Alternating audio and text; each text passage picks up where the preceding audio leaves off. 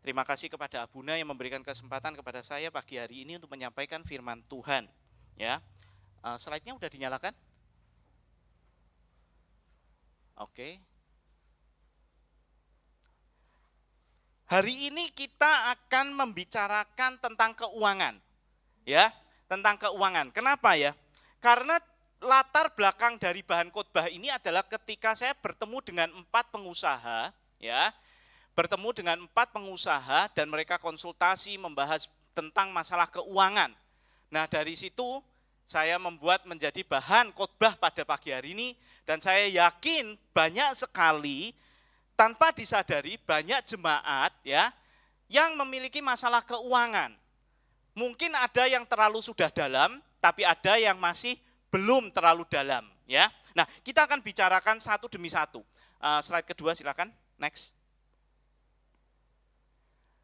Nah, ketika saya dulu sekitar 7 tahun lalu memiliki masalah keuangan ya, punya utang besar sekali, rumah mau disita, dikejar debt collector setiap hari gitu ya. Nah, saya akhirnya itu menemui seorang pengusaha yang hamba Tuhan juga. Dan saya minta petunjuk, saya minta tolong bantu saya. Apa yang harus saya lakukan sih? Kesalahan saya apa? Nah, lalu beliau itu mengajari mapping ya, mapping. Nah, ini yang mapping yang akan saya tunjukkan di layar, silakan. Nah, jadi ketika kita memiliki masalah keuangan, yang kita petakan juga tentang keuangan kita, ya. Ya, yang pertama yang sebelah kiri ya, itu kita bicara tentang income atau pendapatan, pemasukan, ya. Nah, dari situ kita akan mendapatkan yang disebut active income, ya. Lalu yang di tengah kita itu tiap bulan ternyata punya biaya bulanan yang harus keluar tiap bulan, ya kan? Betul? Nah, lalu yang ketiga yang sebelah kanan itu kita bicara tentang aset manajemen, yaitu kepemilikan apa yang kita miliki. Nah, dari situ muncullah yang disebut passive income.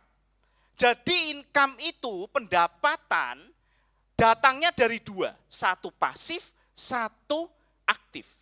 Aktif muncul dari kita kerja, yang pasif dari aset yang kita miliki. Nah, ini kita akan bicarakan secara rohani semua, ya. Jadi kelasnya bukan kelas ekonomi hari ini, tapi kelas ekonomi dan rohani, ya. Silakan slide ketiga. Kita masuk yang pertama. Active income. Ya, kita bicara pendapatan yang dari active income, yaitu pertama, kalau Bapak Ibu itu kerja, digaji, ikut orang, maka gaji itu merupakan active income. Lalu dari mana lagi kita dapat active income? Ketika engkau berwira swasta, ya, menjadi entrepreneur, menjadi pengusaha, maka engkau akan mendapatkan yang disebut juga active income. Dari mana? Dari hasil menjual produk. Ya kan? Lalu yang ketiga, nah ini yang kenapa harus saya bahas, karena dari 4 pengusaha yang saya temui, semua bermuara di sini, digital trading. Nah, kenapa digital trading ini menjadi lagi update sekali? Karena memang dunia teknologi sekarang lagi berubah luar biasa. Kita nggak bisa menafikan bahwa tidak ada yang namanya digital trading. Yaitu menggunakan komputer. Trading itu kan jual beli Bapak Ibu. Bapak Ibu mau jual beli tahu di pasar, itu trading. Nah, sekarang kalau dibicarakan digital trading, maka yang dijual apa? Ya sama, bisa jual lumpia, kayak Mbak Oni itu jual apa? Siomay, sambal, semua. Tetapi menggunakan digital untuk pemasarannya. Jadi boleh dikatakan hampir semua, ya semua segi kehidupan kita itu sekarang terjamah oleh digital. Sudah nggak bisa enggak. Mau dari pemasarannya digital, mau dari sistem purchasingnya digital, mau dari sistem produksinya juga digital semua. Nah, oleh karena itu kita nggak bisa lepas yang dari yang namanya digital trading. Semua dunia trading yang menggunakan digital. Nah, cuman di dalam dunia digital trading, itu yang lagi heboh bukan masalah bagaimana dari usaha yang biasa, yang konvensional dengan digital, enggak. Tetapi digital trading ini sekarang sudah diasumsikan kepada satu spesifik usaha, yaitu penggunaan kayak forex, binomo, ya, terus menggunakan kripto. Nah, lebih ke arah sana. Padahal menurut saya digital trading itu bukan hanya spesifik itu aja. Ketika ya tadi Pak Henry itu jual beli mobil, jualnya cepat laku sekali. Kenapa? Lewat apa? Lewat media online. Ya kan? Itu sudah digital. Kalau enggak digital, yang dilakukan Pak Henry apa? Berdiri di showroomnya, teriak-teriak, nunggu penjual datang. Enggak ada penjual datang, ya duduk di manis. Tapi dengan menggunakan digital, orang-orang sebelum datang menemui dia untuk ngecek mobilnya, sudah berinteraksi dulu lewat digital. Lihat dulu mobilnya lewat media online, tanya dulu komunikasi lewat WhatsApp, data tahun berapa, spesifikasinya, ada kerusakan atau apa, segala macam sampai harga. Baru semuanya oke, baru ketemu secara fisik. Tapi semuanya sudah diawali dari digital.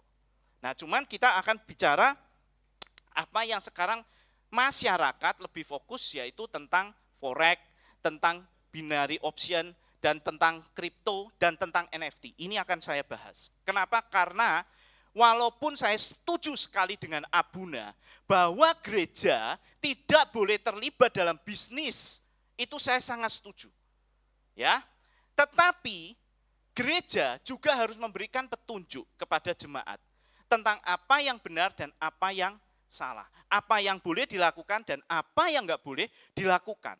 Karena kalau enggak, ini yang terjadi di Jakarta. Ya, sebuah gereja, pendetanya sendiri, gembalanya mengajak semua jemaat untuk invest di robot trading. Masalahnya robot tradingnya scam, ponzi, atau bermasalah. Akhirnya seluruh jemaat menggugat gembalanya.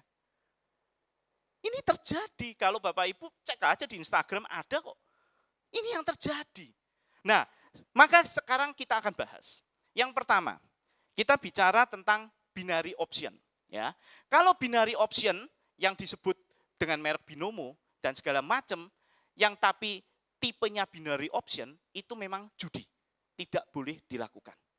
Ya, saya jelas langsung katakan judi, tidak boleh dilakukan. Kenapa? Karena tipe binary option itu kayak orang zaman dulu itu tinggal buka besar, kecil, atau tak xiao. Tinggal kalau besar yang dipasang keluar kecil uangnya hilang. Udah gitu aja.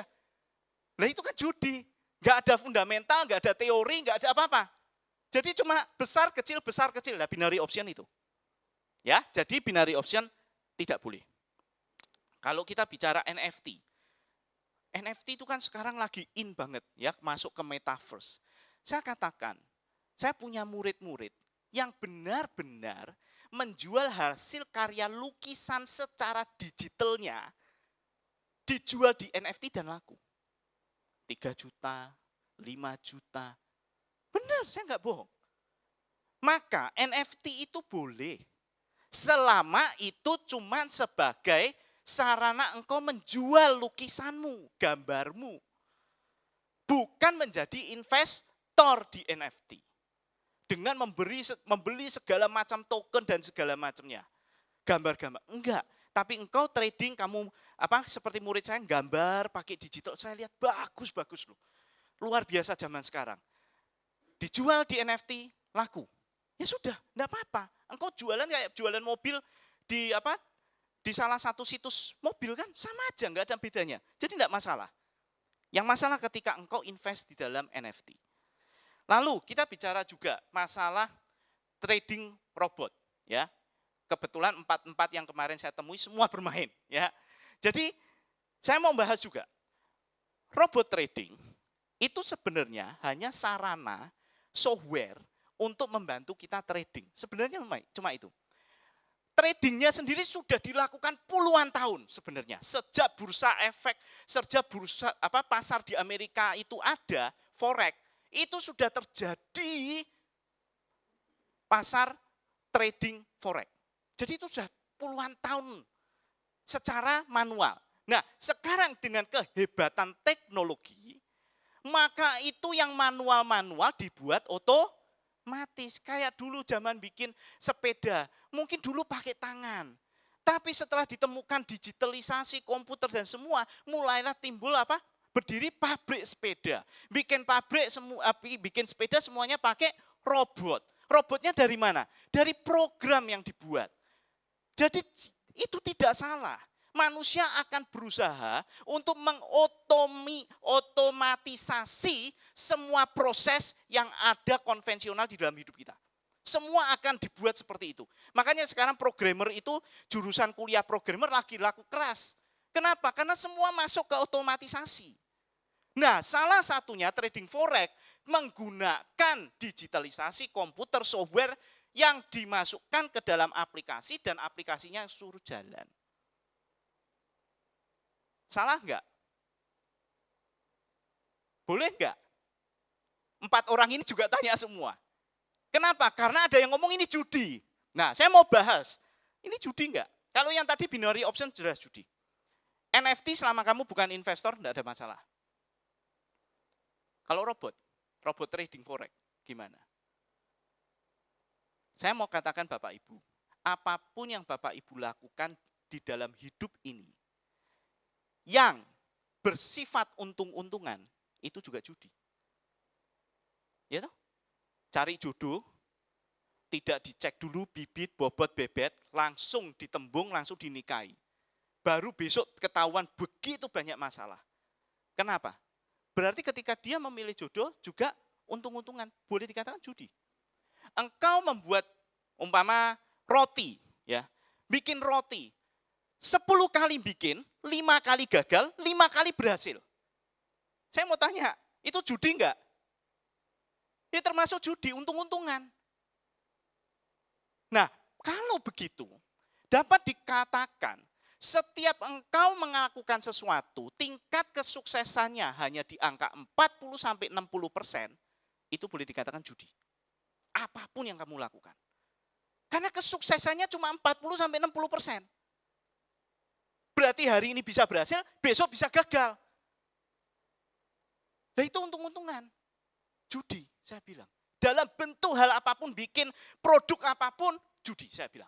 Kalau tingkat kesuksesanmu hanya 40-60. Nah terus kalau bisa dikatakan bukan judi gimana? Gampang, tingkat kesuksesanmu setiap kali engkau melakukan pekerjaanmu, tingkat kesuksesannya 80%. Lah kalau tiap kali engkau bikin barang laku, sukses, berhasil, enak, roti ini enggak blenyek, ya kan?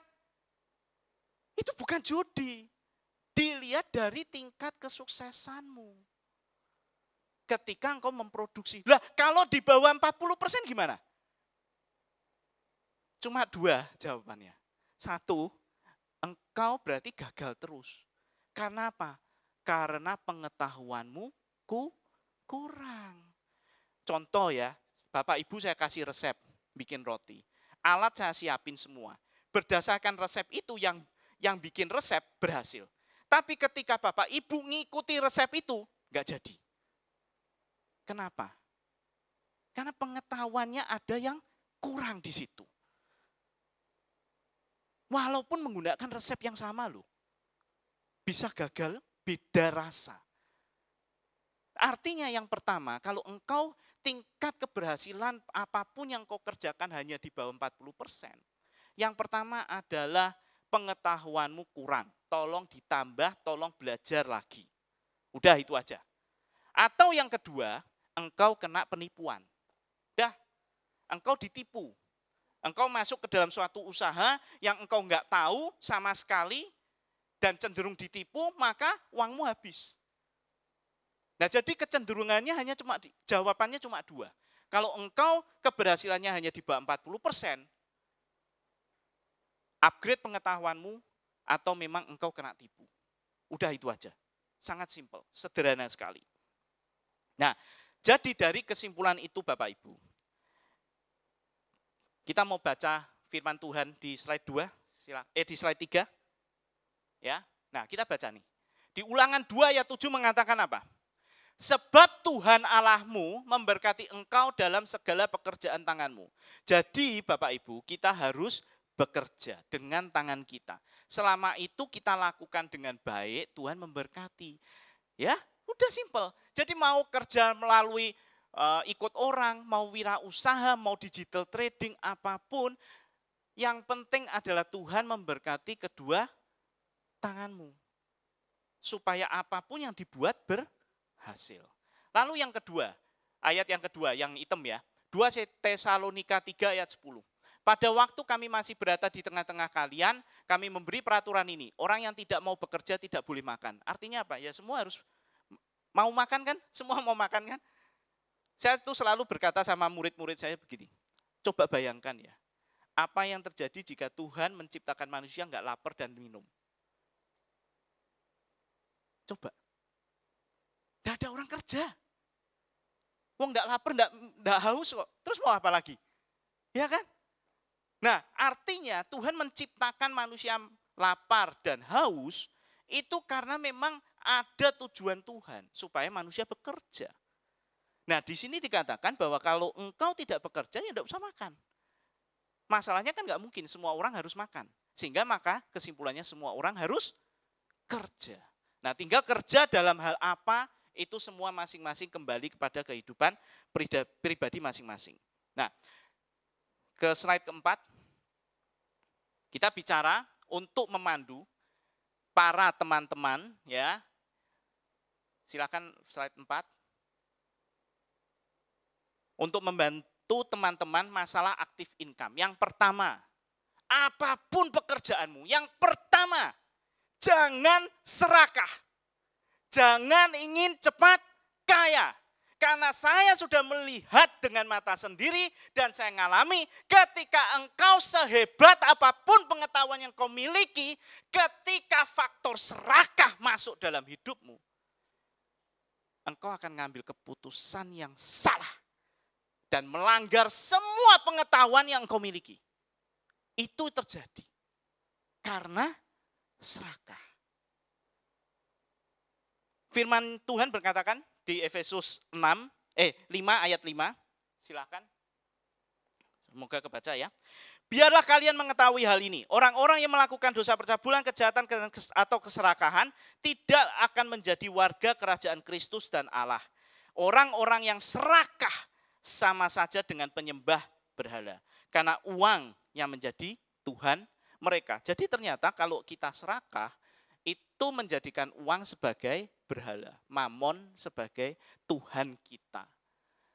Dan di situ detik engkau menjadikan mamon menjadi Tuhanmu, detik itu engkau mengambil keputusan yang salah. Saya melihat begitu banyak orang jatuh karena serakah.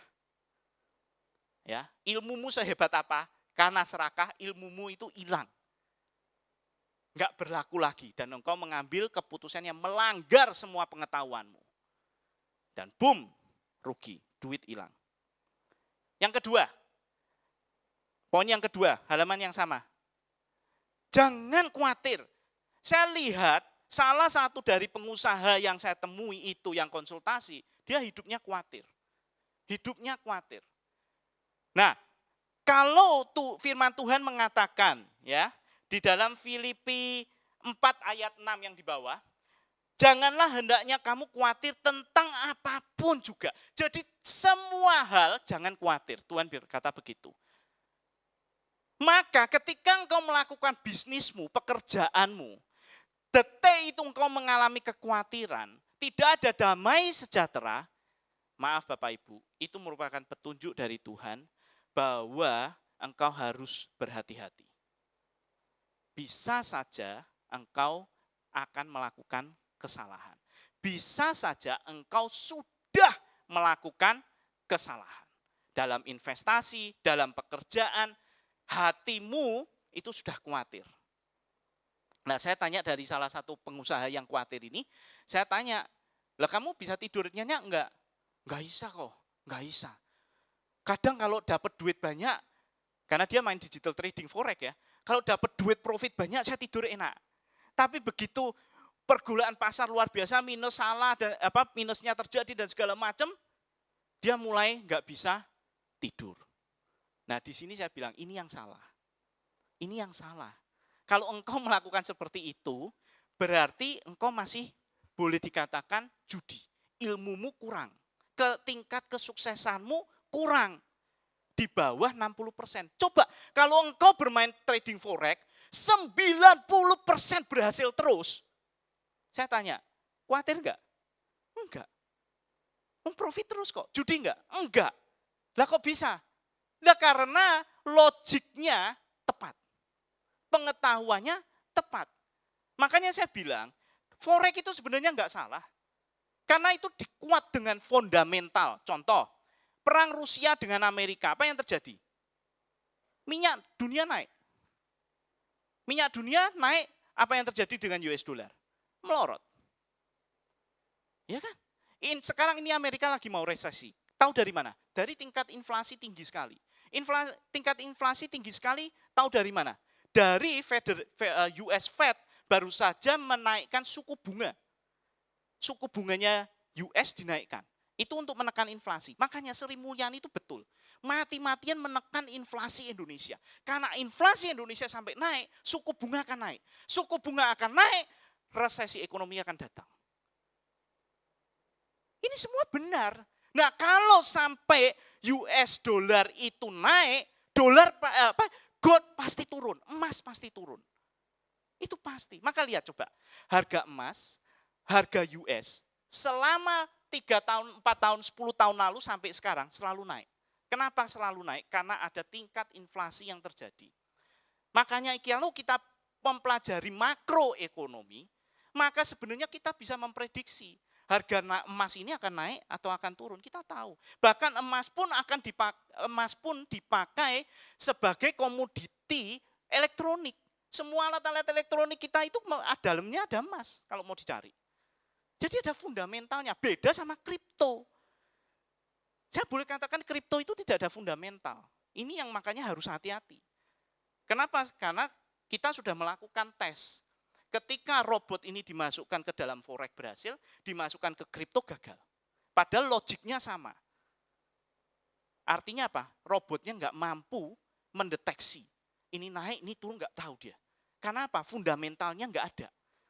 Nah, ini yang bisa kita pelajari. Kenapa mengatakan kripto itu hati-hati. Abunda juga mengatakan kripto hati-hati. Karena itu alasannya. Dibuktikan secara sah. Kita tes pakai forex jalan. Kita tes pakai kripto gagal. Logiknya nggak bisa masuk. Maka itu hati-hati. Nah, kita next slide. Kalau kita bicara pekerjaan active income, usaha, kita akan bicara ini ketiga, yaitu jangan sombong. Karena detik kita sombong, ya, maka kita cenderung untuk mengambil keputusan yang salah juga.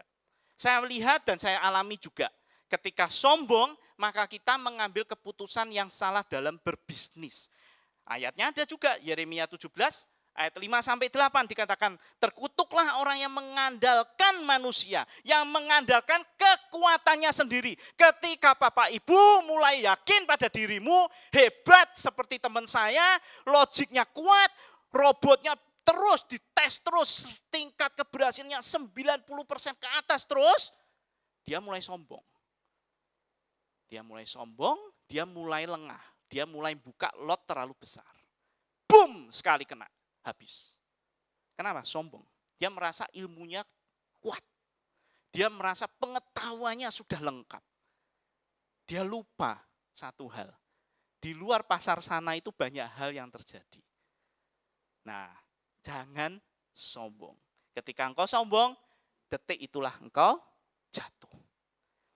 Yang terakhir, untuk masalah passive income. Ketika Bapak Ibu bekerja berwirausaha, slide ke-5, jangan iri hati Bapak Ibu. Tolong, setiap orang itu sudah diberikan oleh Tuhan talenta masing-masing.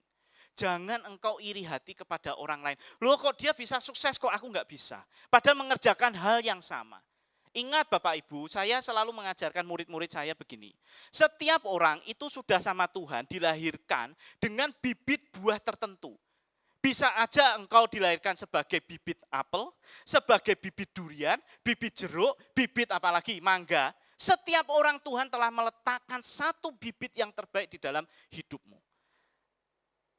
Tapi kalau saya suruh Tuhan jadi mangga, saya mau jadi jeruk, boleh enggak? Ya boleh, Tuhan kan memberikan kebebasan. Tetapi tidak akan sebaik ketika engkau mengikuti apa yang sudah Tuhan taruh dalam hidupmu. Kalau engkau sudah bibit apel, ikuti bibitnya, tumbuhkan, maka menjadi apel yang terbaik. Itu pasti. Tapi engkau pengen jadi jeruk, ya Tuhan silakan. Tapi hasilnya enggak akan maksimal.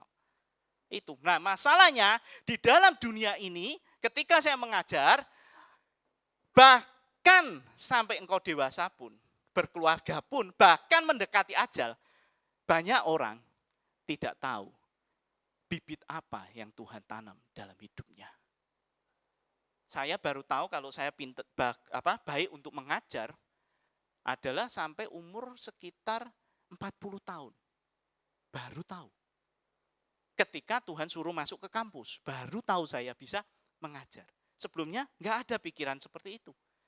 Nah, sekarang tugas Bapak Ibu adalah mencari apa yang terbaik, bibit terbaik yang ditanam Tuhan dalam hidupmu, bukannya iri hati. Karena dikatakan di Amsal 3 ayat 17, 23 ayat 17, dikatakan, janganlah hatimu iri kepada orang-orang yang berdosa, tetapi takutlah akan Tuhan senantiasa. Karena kadang kita melihat orang lain yang di luar Tuhan Yesus, ya, di hidupnya diberkati, padahal usahanya usaha nggak benar dan segala macam. Jangan iri hati. Sudah, jangan iri hati. Mending cari bibit apa yang Tuhan tanamkan di dalam hidup Bapak Ibu. Nah, sekarang kita masuk yang bahan kedua, yaitu tentang biaya bulanan. Nah, kita tahu ya, bahwa setiap bulan kalau kita sudah punya anak, kita harus bayar uang sekolah. Ya, uang sekolah sekarang nggak murah loh. Ya, tergantung sekolahnya sih. Lalu bayar listrik, ya, kecuali Bapak Ibu pakai lilin ya, terserah sih. Ya, lalu internet, wah, kehidupan pokok manusia itu apa?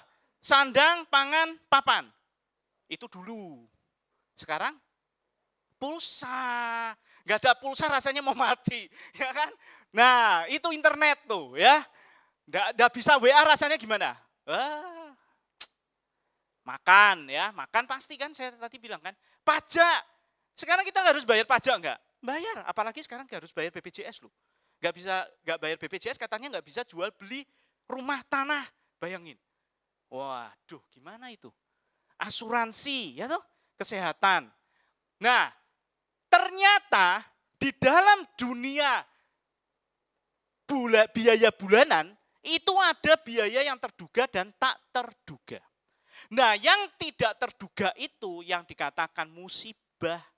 Engkau sakit, kecelakaan, tabrakan, dan segala macamnya yang membuat engkau memiliki pengeluaran tambahan. Nah, saya bawa Aqua ini bukan mau diminum sih, bukan ya. Saya cuma mau bilang gini loh. Anak Tuhan kebanyakan keliru. Selama ini selalu bilang, Tuhan berkati, Tuhan berkati, Tuhan berkati, Tuhan berkati. Yang nomor satu tadi, income, active income. Tapi lupa, kalau ini tempat kantongmu gitu ya, diisi berkat terus, ya. Tapi lupa kalau di sininya ada lubang atau bocor, ya percuma mau diisi kayak apapun ya habis. Ini kesalahan dari anak-anak Tuhan, lupa berdoa yang bagian kedua. Ayo kita buka di slide 6. Ya. Slide 6, mundur. Sebelumnya. Nah, kita buka yang di atas ya, Ulangan 7 ayat 15 mengatakan begini. Tuhan akan menjauhkan segala penyakit daripadamu dan tidak ada satu dari wabah celaka yang kau kenal di Mesir itu akan ditimpakannya kepadamu. Tetapi ia mendatangkannya kepada semua orang yang membenci engkau. Artinya Tuhan tuh mampu menjauhkan kita dari segala musibah. Terutama dalam hal ini adalah penyakit. Lalu yang ungu, Mazmur 91 ayat 9-10 mengatakan begini. Sebab Tuhan ialah tempat perlindunganmu, yang maha tinggi telah kau buat tempat perteduhanmu. Malapetaka tidak akan menimpa kamu dan tulah tidak akan mendekat kepada kemahmu. Jadi kalau ada orang yang bertanya kenapa kita butuh Tuhan, Karena kita butuh Tuhan melindungi kita. Karena kalau Tuhan tidak melindungi kita, kita mengalami musibah, sakit, penyakit, ujung-ujungnya gelasmu bocor. Kalau bocor, uangmu mengalir keluar. Seberapa besar pun engkau punya pendapatan, kalau pengeluarannya juga besar, yang tidak terduga, ya habis gelasmu. Simpel kan? Makanya ketika saya ngajar di kampus, saya selalu katakan, walaupun sebenarnya kan tidak boleh nyinggung-nyinggung rohani, tapi saya sampaikan juga. Kamu calon pengusaha, kamu cuma minta berkat, salah. Kamu harus minta perlindungan Tuhan, supaya tidak bocor. Saya punya teman SMA itu, dia ngeluh tentang keuangan. Ini beda kasus dengan 4 orang tadi ya. Saya bilang, kamu punya masalah keuangan, kenapa? Anakku sering sakit, tiap kali ke dokter sekian. Uang yang aku dapat dari jual beli mobil langsung habis buat ke dokter semua. Nah itu. Engkau lupa minta perlindungan Tuhan. Nah sekarang kita masuk yang bagian ketiga, yaitu asset management, yaitu passive income. Slide berikutnya. Nah kita lihat ya. Kita mau nggak passive income? Mau dong. Kenapa? Jujur ya Bapak Ibu, kita nanti suatu saat akan menjadi tua. Ada yang nggak akan menjadi tua? Saya mau kalau nggak mau jadi tua sih. Tapi kan nggak bisa, saya akan jadi tua, saya pasti. Suatu saat saya umur 70, saya nggak akan segesit sekarang, saya tidak akan sekuat sekarang, saya nggak mungkin bisa dekor lagi, saya mungkin nggak bisa bikin papan bunga lagi, saya mungkin semua kefisikan saya akan membatasi kemampuan saya. Mungkin saya juga mudah capek ketika ngajar. Saat ini mungkin ngajar sehari 4 kelas masih sanggup. Umur 70 suruh ngajar 4 kelas. Bisa op 6. Ya kan? Gak kuat. Jadi fisik saya pasti menghambat. Nah, kalau fisik kita terhambat, pasti aktif income kita terhambat, berkurang. Nah, kalau aktif income kita mulai berkurang, kita harus imbangi dengan passive income yang meningkat. Silakan slide-nya lagi, dimunculkan lagi. Kalau bisa dipanteng ya, jangan mati-mati. Nah, ini daftar aset yang bisa kita lakukan untuk mendapatkan passive income ya. Yang pertama properti. Bapak Ibu punya tanah, punya rumah ya. Saya punya rumah itu sejak mendengar Ibu Sri Mulyani itu bicara di suatu seminar bahwa kenapa beda antara orang bule Western dengan Asia. Yang kalau sudah umur 40-50 tuh orang-orang Western tuh sudah seneng-seneng bisa pergi kemana, nggak ngurusi lagi, harus kerja keras seperti itu. Beda dengan orang Asia, sampai umur 60-70 pun harus kerja keras untuk mendatangkan uang. Nah Sri Mulyani bilang, bahwa bedanya adalah yang Western ini tahu cara bagaimana mengelola aset. Dengan itu saya tiba-tiba terbuka, boom, oh aku ngerti sekarang. Nah sejak itu saya lihat, rumah saya depan 2 ruangan kosong, nggak pernah dipakai. Ini nganggur, ini aset nganggur. Tiap tahun harus bayar PBB. Tapi for nothing. Ya kan? Wah ini nggak bisa nganggur.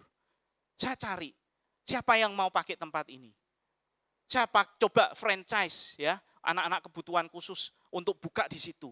Tapi karena franchise-nya kemahalan, saya juga nggak jadi. Ya kan? Tapi intinya saya mulai melihat apa properti saya yang nganggur. Itu mulai saya efektifkan semua. Ya. Lalu kendaraan. Bapak Ibu, aset itu ada 2 jenis. Aset naik dan aset turun. Aset naik ketika engkau miliki, bertambahnya waktu nilainya naik. Tapi aset turun dengan bertambahnya waktu nilainya turun. Contoh kalau naik gampang, emas naik. Ya. Terus apalagi tanah naik. Ya. Yang turun apa? Handphone. Sering ganti handphone bikin kamu jadi miskin. Karena nilainya turun terus. Kalau engkau sering ganti-ganti mobil, ya, bukan jualan mobil loh ya. Gantinya tuh karena wah keluaran terbaru, beli sebulan, bosen. Jual lagi, beli mobil baru lagi. Aset turun. bikin tambah miskin. Nah, jadi Bapak Ibu harus perhatikan ketika engkau membeli aset, perhatikan apakah itu aset naik, apakah itu aset turun, ya. Nah, kendaraan kalau engkau punya mobil, makanya saya lihat itu di TikTok gitu ya. Ada orang naik gokar gitu, tiba-tiba bilang, "Buset, ini yang nyupir tajir bener gitu ya, mobilnya mobil mewah gitu, tapi dibuat gokar." Kenapa? Ya karena dia orang kaya gitu loh. Tapi asetnya daripada dia mungkin nggak gabut gitu ya, sudah nganggur gitu, dia gokar gitu kan. Nah, istilahnya kendaraan kalau engkau miliki memang sisa-sisa turah-turah ya, sewakan atau apalah. Intinya jangan menjadi aset mati. Ya. Lalu saham. Saham itu juga bagus karena kita beli dalam arti begini, saham yang perusahaannya bagus, bukan saham gorengan. Ya. Kalau saham gorengan tuh habis dibeli naik, tiba-tiba blek turun. Ya. Tapi kalau saham kayak BUMN itu kan bagus semua. Ya kan? Naik terus ya. Nah, saham bukan termasuk judi. Kenapa? Karena dia jelas fundamentalnya adalah kinerja perusahaan. Kalau kinerja perusahaannya bagus, sahamnya naik terus. Apalagi ketika mereka membagi saham, membagi dividen. Ketika mereka punya, mereka ngomong loh, akhir bulan ini akan dibagi dividen. Apa yang terjadi? Saham naik. Semua orang rebutan pengen dapat dividen. Jadi ketika kita invest di saham, itu kita bisa mengambil keuntungan dari mana? Dividen, dan ketika harga naik kita jual. Udah itu aja. Simple kan? Tabungan pasti ya. Aset deposito, ya kan? Tiap bulan dapat bunga. Tapi saya rasa deposito sekarang sudah bunganya terlalu kecil, ya. Kalah cepat dengan inflasi, ya. Lalu emas bagus nggak? Oh bagus. Coba Bapak Ibu kalau nggak percaya, buka 10 tahun lalu harga emas berapa? Sekarang sudah berapa? Sudah hampir 900 kan? Luar biasa naiknya, banyak sekali. Kripto, wow ini kripto. Kripto gimana asetnya? Karena ada yang tanya, kalau saya invest kripto gimana? Saya invest di NFT, token-token gimana? Kalau NFT, token-token saya nggak sarankan. Kripto aja saya nggak sarankan. Kenapa? Karena fundamentalnya tidak ada. Dia naik, dia turun, dia nggak tahu. Tapi kalau mata uang suatu negara dan gold itu pasti. Kenapa? Contoh, USD atau rupiah. Sekarang Bapak Ibu tinggal di mana? Di Indonesia. Bisa nggak pakai rupiah? Nggak bisa. Kalau nggak mau pakai rupiah, apa yang dilakukan? Ya pergilah dari Indonesia, keluarlah. Ya kan selama di Indonesia pakai rupiah. Nah, kalau selama di Indonesia ada orang-orang yang tinggal dan menggunakan rupiah, maka mata uang rupiah itu akan kuat. Terjaga. Lah sekarang kripto, berapa banyak sih yang punya kripto, nyimpen kripto berapa banyak sih? Apa sampai populasinya mengalahkan suatu negara? Enggak. Lah kalau enggak terus gimana? Kalau semua orang meninggalkan mata uang kripto tertentu, pindah ke mata uang kripto yang lain, ya mata uang yang pertama akan jeblok, blong. Nah itu, makanya saya sih sebenarnya tidak terlalu menyarankan ya di kripto. Karena menurut saya fundamentalnya tidak kuat. Nah, slide yang ini, sebelumnya mundur. Bapak Ibu, kita harus tahu ya, kisah Hagar dan Ismail tahu kan?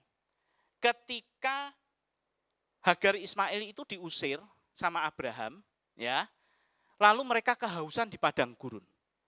Lalu berteriaklah Hagar dan datanglah malaikat Tuhan dan lalu ditunjukkan oleh malaikat itu ke Hagar ada sumur.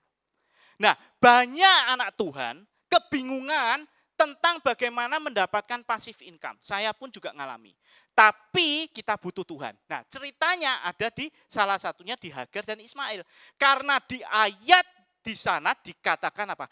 Dibukalah mata Hagar. Dan detik dibukakan, Hagar melihat ada sumur. Artinya Bapak Ibu, saya mau tanya dulu. Waktu Hagar itu nangis, jerit kehausan. Sumur itu sudah ada di situ atau belum sebenarnya? Sudah. Tapi kenapa dia tidak melihat? Sehingga menjerit ke Tuhan, baru matanya dibukakan, baru melihat ada sumur. Nah, anak Tuhan sama. Sering kali kita menjerit, Tuhan aku nggak ngerti, tolong Tuhan, tolong. Padahal ada sumur yang ada di dekat kita. Maka kita harus minta sama Tuhan, bukakan mata kita. Contoh sekarang Abraham Ishak. Ketika sampai di gunung untuk dikorbankan, ternyata di stop sama malaikat, lalu ditunjukkan di situ ada domba. Saya tanya, dombanya sudah ada apa belum? Ayo, apakah begitu di stop terus Tuhan menciptakan domba gitu, tersangkut di semak belukar? Enggak. Dombanya sudah ada di situ. Tapi Abraham dan Ishak enggak lihat. Seringkali anak Tuhan tuh enggak lihat, padahal sudah disediakan. Ya kan? Ya kan? Contoh 5 roti 2 ikan. Apa yang dikatakan Tuhan Yesus kepada anak kecil yang bawa roti dan ikan? Bilang apa? Apa yang ada padamu. Artinya Tuhan itu kalau nolong gak pernah bikin susah anak-anaknya. Dia akan tanya apa yang ada padamu, kamu iso opo? Kamu punya opo? Gitu loh. Saya bisa masak Tuhan. Nah ya udah dari situ. Ngerti? Contoh lagi, Nabi Eli dan janda Sarfat. Dilipat gandakannya minyak. Itu ya dari apa yang dimiliki janda Sarfat. Lalu Nabi Elisa dengan janda yang menuangkan minyak enggak habis-habisnya dari mana? Dari minyak yang ada itu. Jadi Tuhan enggak pernah pengen nolong kita itu dengan menyusahkan diri kita. Enggak pernah. Tuhan berkati aku, terus Tuhan bilang gini, engkau harus membeli sebuah mobil. Wah, terus dikasih petunjuk sama Tuhan bikin kayak travel Semarang Trans gitu. Enggak, kenapa? Lah kan untuk bikin gitu modalnya gede. Ya kan, beli mobil dulu. Jadi Tuhan nggak mungkin menolong kita itu dengan apa yang tidak ada padamu. Masalahnya kita tidak tahu apa yang ada pada diri kita. Sampai Tuhan membukakan. Contoh, ketika Ibu Sri Mulyani bilang gitu, saya lihat aset saya. Di ruko saya juga. Wah ini nganggur, rumah nganggur. Ini space kosong semua. Saya cari franchise nggak jadi. Saya ngubungin yang punya bimbel dari anak-anak saya telepon. Kamu mau nggak pakai tempat saya? Ya kan? Tak duitin saya bilang. Partisi saya bikinin, AC saya siapin. Kamu tinggal masuk bagi hasil. Mau nggak? Nggak mau. Jawabannya nggak mau. Tapi kita tahu bahwa Tuhan itu memang ada namanya kairos, waktu Tuhan. Apa yang terjadi? Sekitar 6 bulan kemudian, tiba-tiba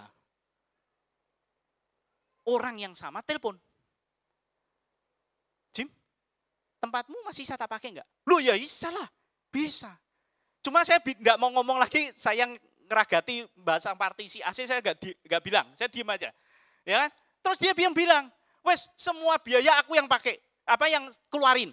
Partisi aku yang bayar, AC semua aku yang bayar. Wes pokoknya saya enggak perlu keluar uang, tinggal dia masuk bagi hasil. Bayangkan, sebelumnya Tuhan sudah memberi petunjuk ke saya, hikmat, bahwa ini bisa dipakai semua, mendatangkan passive income. Ya kan? Tapi kalau belum waktunya Tuhan, justru kita maju duluan kecepatan, ya, mau keluar uang supaya itu terjadi sesuai hikmat Tuhan, nggak bisa. Tapi ketika kita mundur, ya, nggak serakah, waktunya Tuhan datang, boom, dan kita nggak keluar uang apapun. Dan sekarang sudah jalan hampir 7 bulan, 8 bulan. Dan semakin grafiknya naik, muridnya semakin tambah. Lihat, hikmat turun atasmu, tetap engkau harus menunggu kairos Tuhan. Jangan mendahului Tuhan. Karena salah nanti. Nah, Bapak Ibu, kita akan rekap. Silakan pemusik. Kesimpulan, ya. Jadi kita sudah petakan ya. Kalau kita punya masalah keuangan, petakan dulu, ya. Aktif income-mu apa, pasif income-mu apa. terus pengeluaranmu apa saja. Ya, jangan lupa meminta berkat atas pekerjaan tangan kita dan jangan lupa meminta perlindungan Tuhan supaya gelas kita tidak bocor. Lalu yang ketiga, kita harus senantiasa meminta petunjuk Tuhan untuk membuka mata kita dan menunggu waktu Tuhan. Itu kan rekapannya, belum kesimpulannya. Ya. Nah, next. Silakan. Nah, ini ya. Kesimpulan khotbah hari ini adalah Matius 6 ayat 21, yaitu karena di mana hartamu berada, di situ juga hatimu berada. Ingat Bapak Ibu, jangan mamon menguasai hatimu, tetapi engkau yang harus menguasai mamon. Detik hidupmu mulai dikuasai mamon, mundur. Itu sudah salah. Tidak bisa tidur karena mikirin foreknya. Berarti sudah salah. Intinya cuma di satu ini. Tuhan itu kan maha kaya. Bisa ngasih semua. Bahkan kan memberkati kita kan semuanya dari Tuhan. Perlindungan dari Tuhan. Apa Tuhan butuh uang kita sih? Enggak. Sebenarnya Tuhan enggak butuh uang kita. Jelas enggak butuh uang kita. Tapi yang Tuhan butuhkan adalah hati kita. Hati kita ini loh. Kalau hati kita benar, Tuhan enggak usah diminta. Tuhan akan memberikan lebih dari apa yang engkau butuhkan kok. Kuncinya hatimu. Kalau hatimu dikuasai mamon, itu efeknya menjalar. Engkau nolong orang, enggak mau. Apalagi urusan gereja, perpuluhan, buah sulung, persembahan. Ya toh. Efeknya semua dikuasai, dikunci di sini. Seluruh pekerjaanmu, apapun yang kau lakukan, kuncinya di sini. Makanya saya bilang sama teman-teman saya 4 itu, kuncinya gampang. Hatimu. Lihat hatimu. Kalau hatimu sudah enggak tenang, gelisah, berarti something wrong. Itu kayak film Spider-Man itu ada alarmnya. Wah, ini bahaya. Makanya Tuhan itu memberi hati, itu sebenarnya sebagai sarana untuk meng-guide kita untuk tidak salah.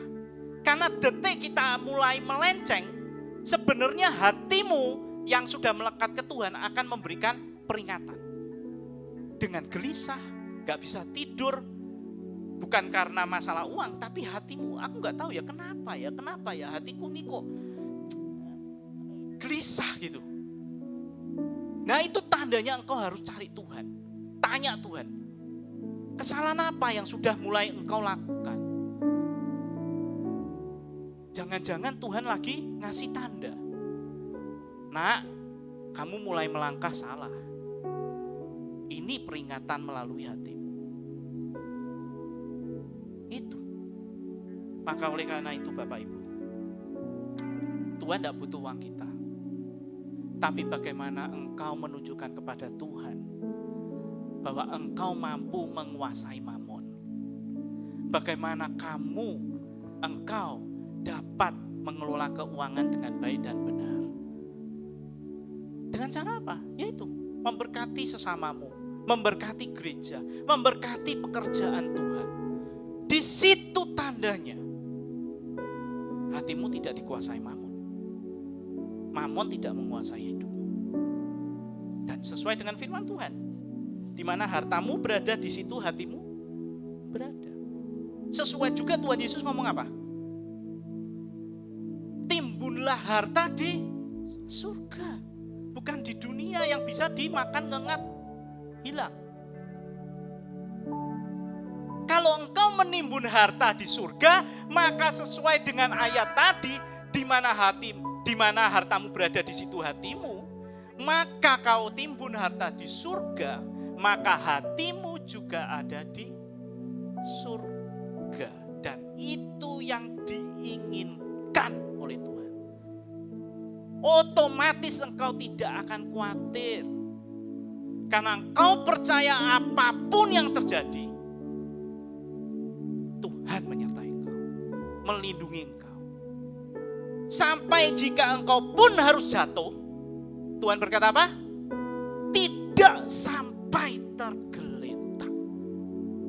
Itu loh indahnya ikut sama Tuhan. Ada jaminan penyertaan. Semua kembali ke respon masing-masing melalui harta. Mari kita nyanyikan lagu ini untuk mengingatkan supaya hati kita tidak terpaku pada namanya harta atau mamon, tapi lebih kepada Tuhan. Mari kita nyanyikan.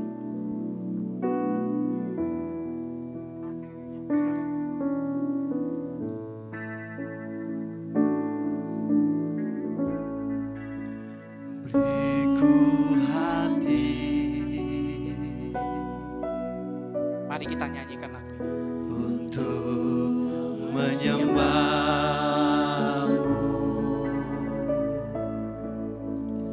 beriku hati untuk mengasihimu,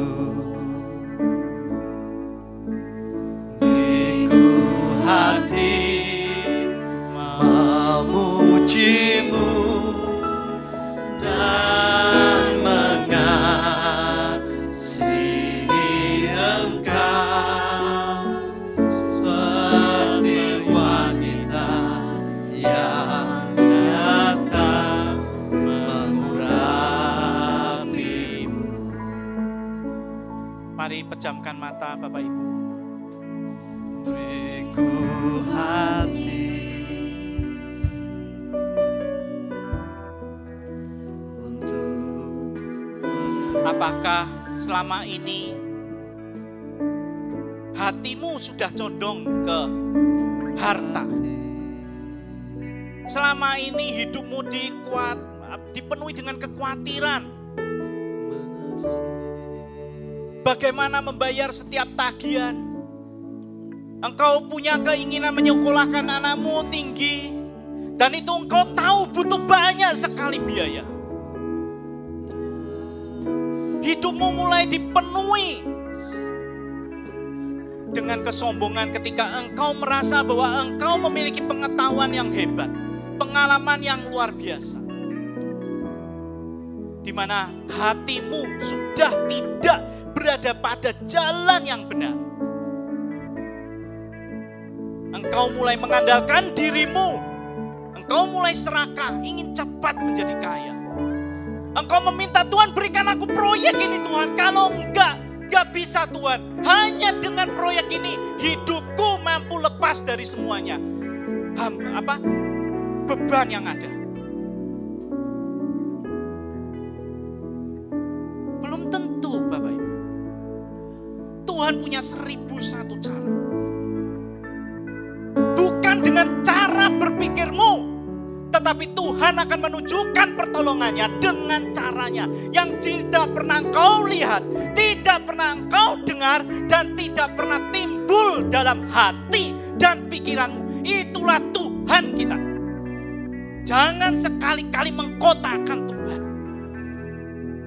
Yang penting adalah hatimu tidak dikuasai oleh mamon, tetapi engkau yang menguasai mamon. Hatimu tidak ke harta, tapi hatimu ke Tuhan. Maka lihatlah bagaimana Tuhan akan memberkati hidupmu. Semua akan berbeda, berubah ketika kita mengikuti apa yang Tuhan mau. Mari nyanyikan.